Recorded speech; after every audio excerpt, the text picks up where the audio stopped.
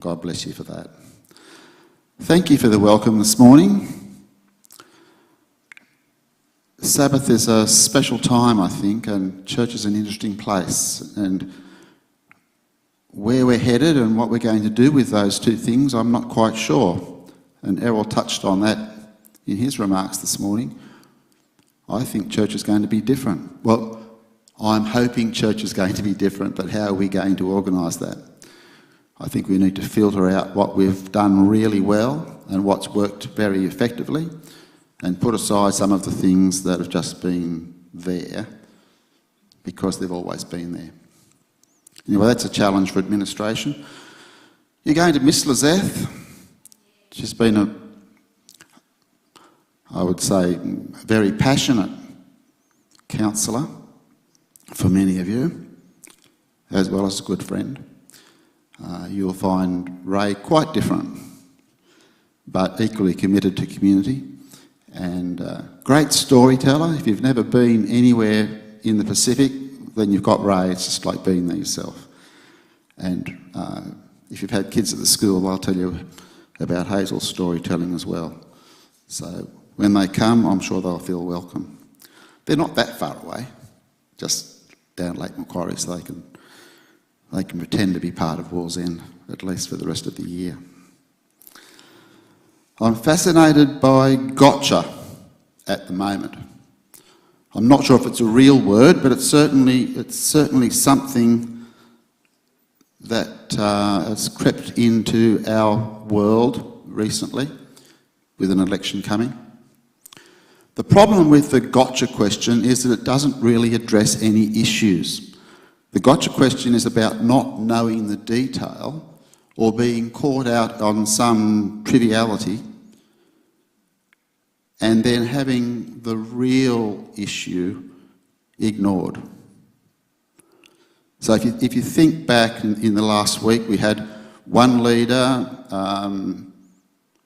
forgot a statistic, made the news many nights, but we're well aware of that and we feel his embarrassment.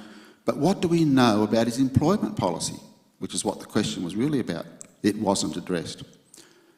We have another leader who, off the cuff, offered an insensitive remark to a mother, and that made the headlines as well. But what do we know about his disability policy? That's what the question was really about.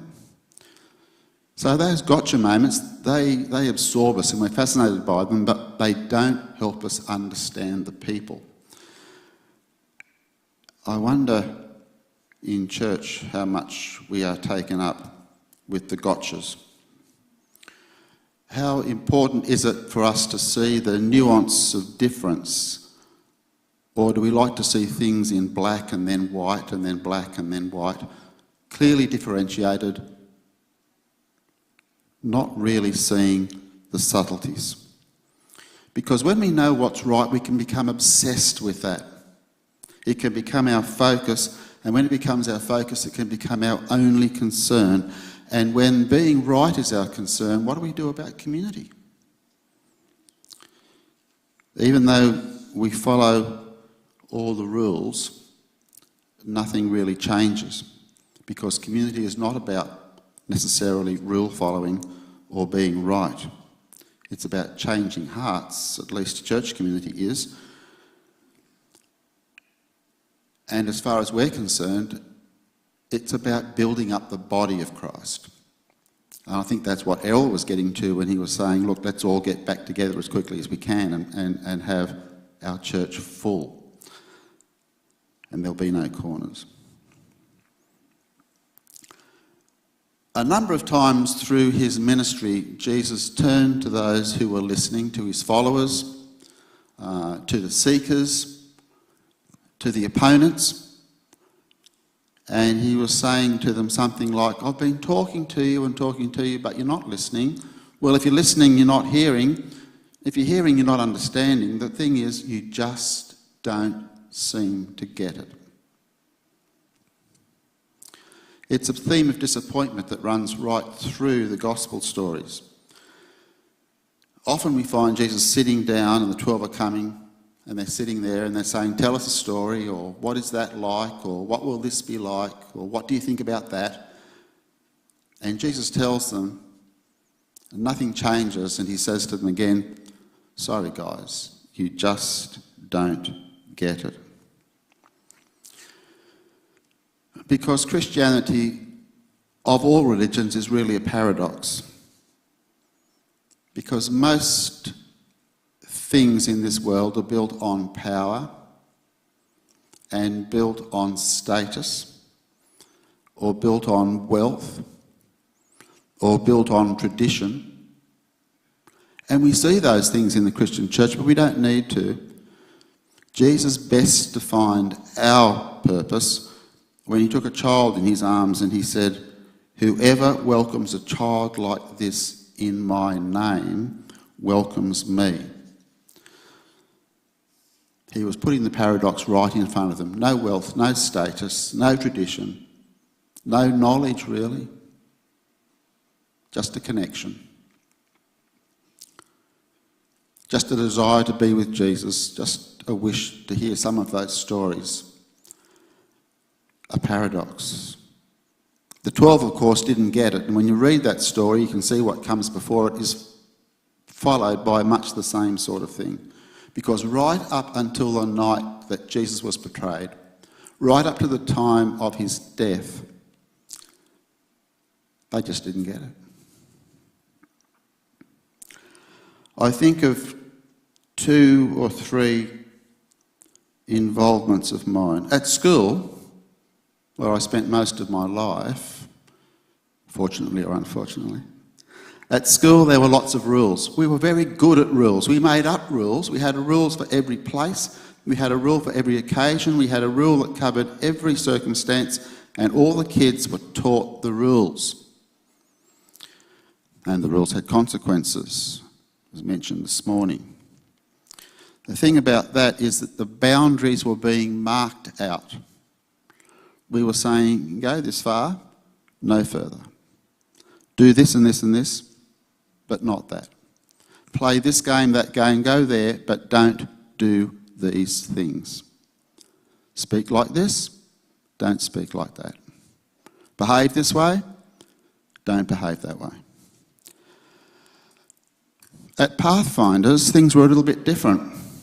We would say to the kids, look, here we are out in the bush, mountains that way, no wild animals, but a lot of wilderness, water that way. And what are the rules? What are the rules? We would say, look, there's just one rule. That is, make sure you have fun. One rule, have fun.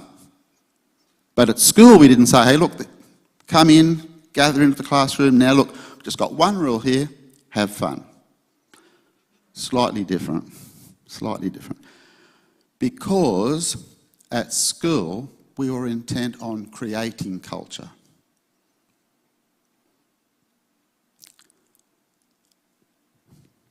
In Pathfinders, we found that the culture was already embedded and we didn't need the rules.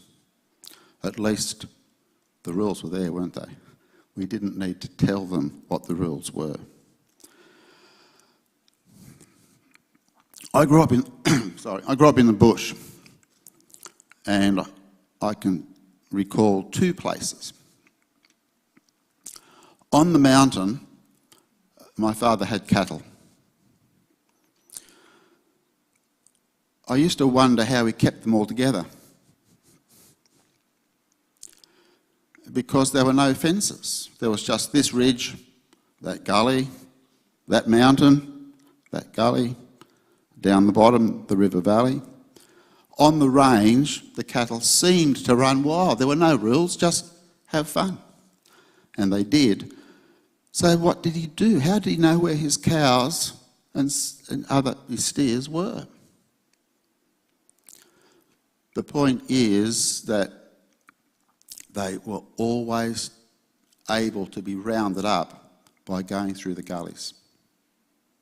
Because that's where the sweet grass was, that's where the water was, and so when it was time, just had to get the horse, get your mate, off you go, through the gullies, bring them all back, bring them in, and there would be the new calves. There were no fences. The environment was the fence. The river was the attraction. It's what kept that bovine community together. Later we had sheep. You don't have sheep without fences. We were forever checking the fences, mending the fences, closing the gates, enclosing the sheep. We didn't say to the sheep, just go and have fun. We made sure that they were constrained and restrained by the rules, the barbed wire and high tensile wire that we put around their paddocks. There's something in those two ways of farming. People often say, look, rules are important, but on the other hand, rules are made to be broken. Is that reasonable or not? Is that just an excuse for bad behaviour? Or is it just another way of saying I don't really agree with what the rules are saying?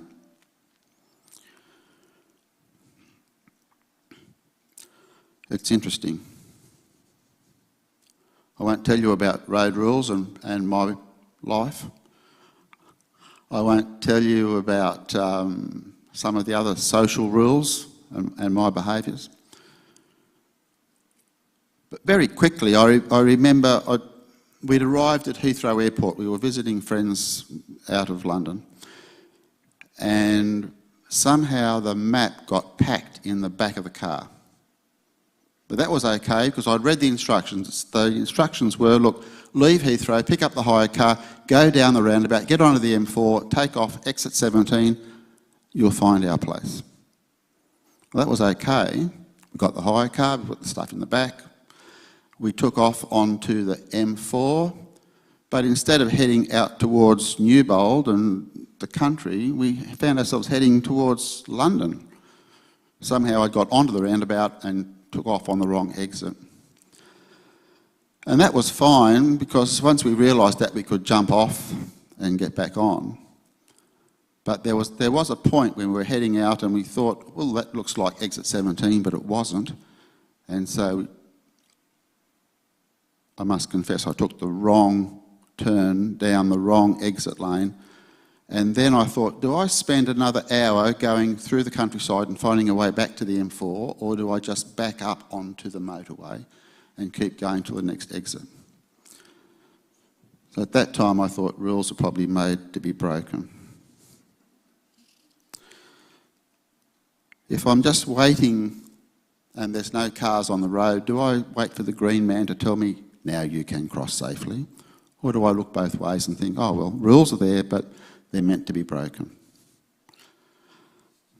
I won't tell you what I do. The reader of a newspaper, a magazine, wrote this: I should like to know why the ministry think it does no harm to travel from place to place on the Sabbath day. I find it hard to believe that they think it right. I'm in a position to know the temptation of the 20th century conveniences like electric cars. They meant train or tram. That runs directly between my country home and my church in town. It's only 2 miles, yet I make the point I walk that distance twice on Sabbath. I go to morning service and then I go again to Sabbath school.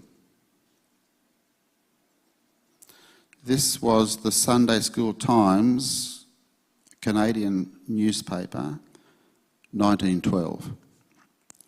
And the editor wrote back, give up all Sunday travel on trolleys, on trains, and all other means of conveyance except in the case of utmost emergency. Observe a Sabbath 24 hours long without a break of any sort. If you're as old as me, you can reflect on some of the debates in the 50s and 60s that were not that much different to that discussion in the 1910s. But we've moved on from there. That editor had a problem, didn't he? He didn't understand a number of things, and one thing he didn't understand was that rules are meant to be broken.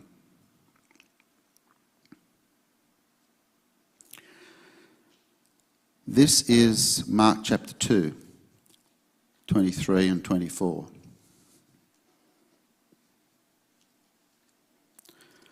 I've printed it out. Back in the old days, we'd have the Bible and flick it up and we'd all be looking at it together. And then we'd put it on the screen maybe a couple of years later. Now you get to listen. It's Mark 2, 23, 24. One Sabbath, Jesus and his disciples were out walking. They were in a field of grain. And as they walked, the disciples realised they were hungry and they began to pull from the stalks and eat the grain. The Pharisees confronted Jesus. Did you see that? Gotcha. Did you see that? Why are your disciples doing what our law forbids on the Sabbath? Well, you know the story, and I don't need to go too far into it, but it wasn't about what they were stealing. It wasn't about the customs of the day. It wasn't about what was on at the synagogue. It was just the fact that this is Sabbath and we have particular laws about Sabbath, and look, your crew are not really following through. Women couldn't cook on the Sabbath. These days we would say men and women couldn't cook. The house couldn't be cleaned. You couldn't fix your roof or do any emergency work. You couldn't go out in the field. The rules they had then basically say, did you have breakfast this morning in your house? You should not have loaded the dishwasher. Did you drive here this morning? Of course you did. Maybe you shouldn't have. Did you pay someone bus fare to get here? What does that mean? You can go back to the 1912 comment, well, maybe you should have walked. Jesus had a very sensible response to that gotcha question. The Sabbath, this is verse 27 for those who've got their devices open or their books open. Mark 2:27, the Sabbath was not made for the needs of human beings. It's the other way around. Jesus is saying he disagrees with the views of the Jewish leaders because the Sabbath is designed not to be a burden but to be a blessing. Its purpose was to benefit everyone. The rules were simply arbitrary regulations that they had made up to suit their culture and for their convenience, and Jesus said to them, hey guys, you just don't get it. The Pharisees had a problem. They didn't believe the rules were there just to be broken.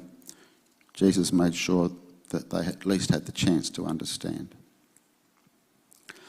Next story comes from Mark chapter 3, so it might be the same page, might just be across.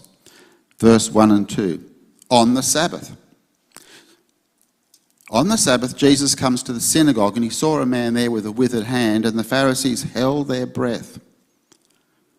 Would Jesus cure this man on the Sabbath right there in front of everyone? If so, gotcha. If so, they could charge him with breaking the Sabbath law. Again, Jesus knew their hearts. He called to the man with withered hand, hey, come to me. The Jewish leaders were watching very closely. They knew what the rules were. They knew that Jesus appeared to show little concern for what the rules were. They were looking for one of those gotcha moments, and they got a very clear and definite reaction from Jesus. The next two verses, Mark 3, 4 and 5. When Jesus turned to the Pharisees with a question, this is as the man with the withered hand is standing there. Do our laws tell us to do good or evil on the Sabbath, to save life or to snuff it out? Their response? Silence. Sometimes silence is the best response.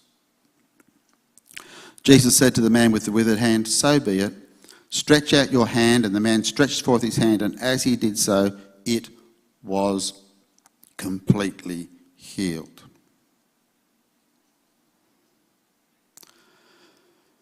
Jesus' emphasis was on the hypocrisy of church leadership at the time. He's saying that they are misrepresenting God's intent for humanity, that they don't understand God's priorities or his concerns. What Jesus is saying to the Pharisees, look, you guys just don't get it. And if you read all those stories, and there are many more of them, you can see that in Mark and in the other Gospels as well, Jesus' violation of Sabbath, Jesus breaking the rules, Jesus focusing on meaning rather than regulation, ended up with a conflict that led to his capture and death.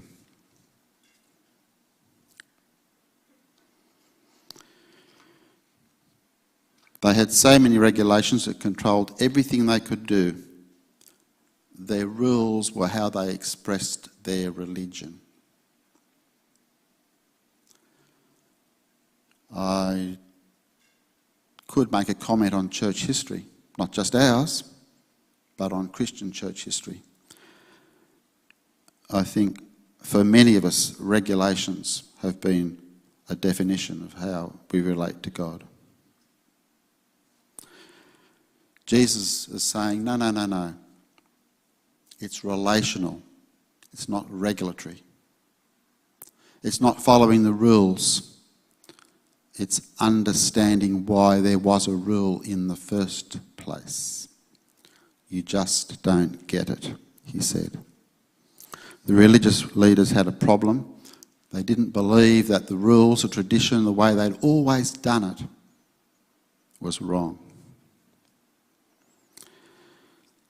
We'll jump books over to Luke. This is chapter 13, and we'll start at verse 10.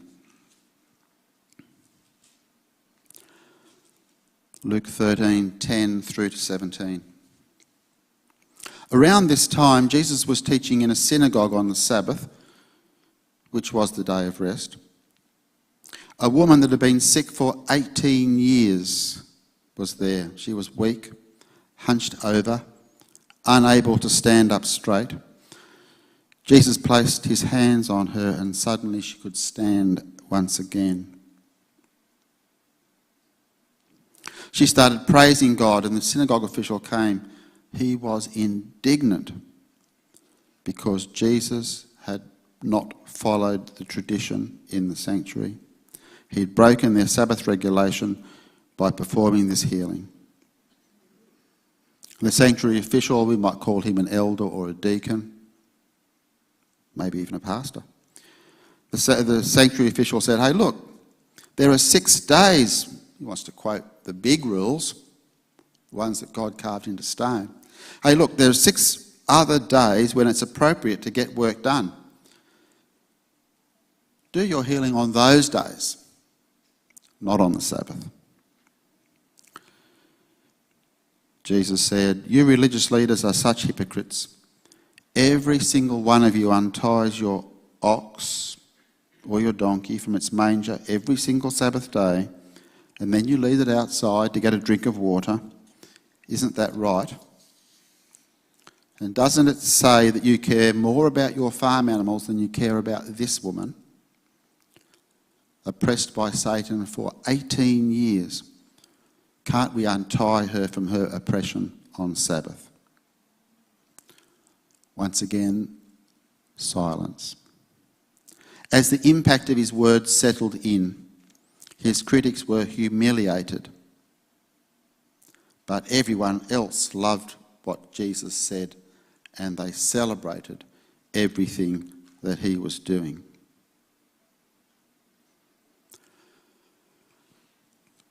The church official, some indignation, some anger, some judgments made, some need to correct wrong behaviour because of the impression it was giving. He'd let Jesus preach in his synagogue, but Jesus could not heal. Although for Jesus that would have been the same thing. Jesus said to him and to those meeting that day, look, you just don't get it. There's more to it. God's priority, in a word, people, or in a smaller word, us, or to be even more personal, me. And that's the story of Jesus coming to earth, the story of love, the story of salvation, all of the things that come together at Calvary define God's love and his priority. So when a system, as Jesus discovered in the Jewish system, when any system puts things or events or plans or ideas above people, when they put tradition above relationships with others, then they fail to recognise God's priorities. We recognise God's priorities. We people, we humans in our world, recognise God's priorities by responding to other people, by acknowledging their needs, by meeting their concerns, by answering their questions, by responding to their need. Christians never forget that others, as well as themselves, are in the image of God. Now, we all know, as Jesus knew, and as these stories of the Jewish synagogue remind us, culture always plays an important role in how we worship. Our music preferences change. Some people this morning would have been saying, hey, where's the band? Other people would be saying, hey, we had some hymns, wasn't it fantastic? Because we're a mixed and diverse group.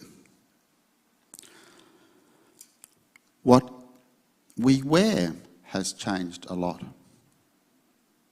I don't see a tie this morning. Oh, Jeff must be older than me. Hey. Oh, okay. I see another. But there was a time when nobody went to church without one. Whether you were knee-high or 90, you wore a tie. And you probably wore a hat, which there was a special peg for at the back of the church, so that when you got off the bus or the train or out of your car, you could take your hat and your umbrella, hang it up, and then come into the silence of the sanctuary, because reverence meant silence. We've moved on from that understanding.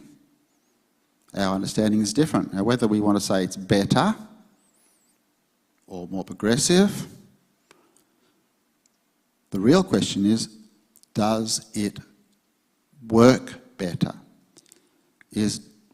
Are the things we do now more effective in conveying to young people, to seekers, to families, what Jesus is about and what he expects? We need to find ways to reach out and touch every single person. So, old people like me in their 70s need to find something in church that we find meaning and relevant. Is it the meaning? Is it the message? Is it the chats with other people? Is it Sabbath school? Is it the sermon? Is it the music? I know what I want, but do I know what that 15-year-old needs? Am I aware that that 6-year-old has come to church as well? Do I know what that family that sits over there come to church for? Might not be what I come for. I might need to think about what I provide for them. The classic symptom of cultural rigidity, a problem that all churches face. In fact, it's a problem that all organisations face, whether they be government, business, or church. The classic symptom is this one: we have always done it this way. Why change? It worked then, it should work now. But culture is shifting sand, and it always changes, and it always needs to be relevant. So next time we hear someone say, hey, look, we've always done it that way, just remember Jesus saying, you don't get it. Our rules reflect a cultural interpretation of what we think God would like us to be, and they do work for some of us some of the time. But what we should acknowledge and recognise every time we talk about the rules, or whenever we want to sit down and judge people by how they meet the expectations of the rules, is that behind every valued rule there is a principle.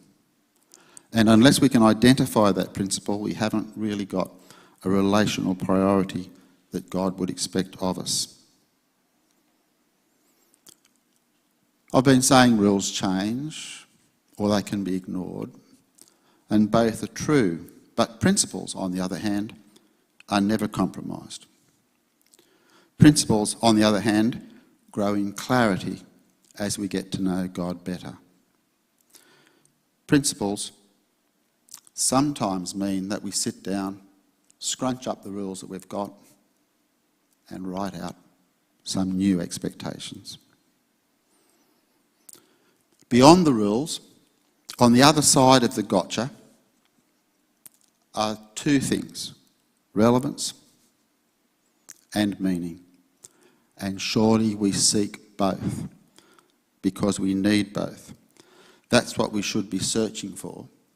Relevance and meaning are the things that should be defining our Christian journey. That's what we learnt from Jesus when we read the stories.